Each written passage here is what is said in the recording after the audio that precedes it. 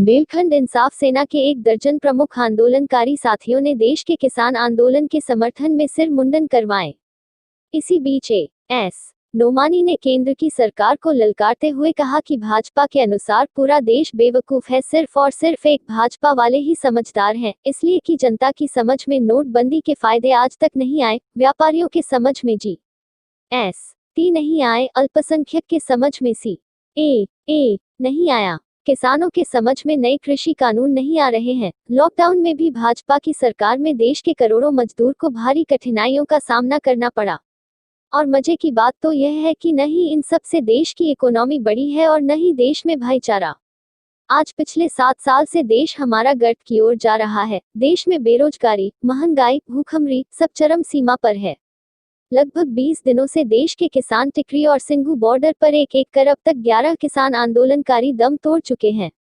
किसी के पेट या सीने में दर्द तो किसी के हादसे में जान गई है। सर्दी में आसमान तले बैठे किसान लगातार बीमार पड़ रहे हैं। इसलिए बुंदेलखंड इंसाफ सेना सरकार से मांग करती है कि किसानों के धरने पर मौतों का सिलसिला रुकना चाहिए। इसके लिए जरूरी है कि किसान नेता और सरकार दोनों ही जल्द से जल्द गतिरोध से निकलकर समाधान की ओर बढ़े, ताकि हमारा देश खुशहाली की ओर जा सके और किसी भी आंदोलनकारी किसान की मौत न हो सके तो देश हित में बेहतर होगा। इस मौके पर जुगल किशोर, राम सिंह पटेल, अमित भाई पटेल, ओम प्रकाश यादव, धर्मेंद्र कुमार, सद्दाम शाह, भावजी, दिनेश कुमार निषाद आदि प्रमुख पदाधिकारी व सदस्यगण मौजूद रहे।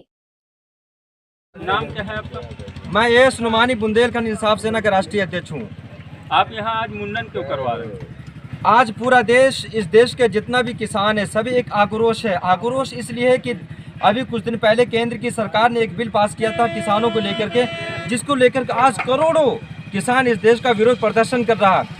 और दिल्ली के सिंघू बॉर्डर पर, टिकरी बॉर्डर पर लाखों की तादाद में लोग धरने में बैठे हुए हैं। जहाँ तक कि 13 किसान अब तक दम तोड़ चुके हैं, लेकिन अभी तक सरकार द्वारा किसी भी तरीके से कोई भी फैसला नहीं लिया जा रहा।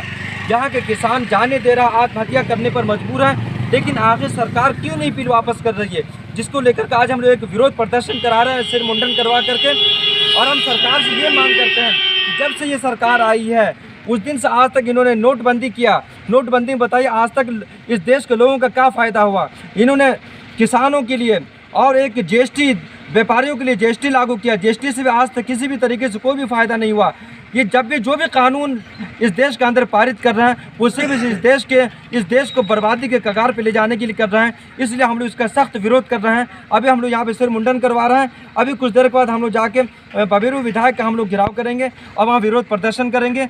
और जब तक ये सरकार, जब तक किसानों का बिल वापस नहीं लेती है, इस कानून को वापस नहीं लेती है, तब तक हम लोग इस आंदोलन को आगे बढ़ाते रहेंगे। और जो भी देश के किसान दिल्ली के बॉर्डर पर जो लोग आंदोलन कर रहे हैं, हम लोग उनका उस वक्त तक साथ देते रहेंगे जब तक ये सरकार इस कानून को वापस नहीं लेती है। इसी को लेकर आज हम लोग यहाँ मुंडन करवा रहे हैं। नोमानी जी जिंदाबाद, नोमानी जी जिंदाबाद, नोमानी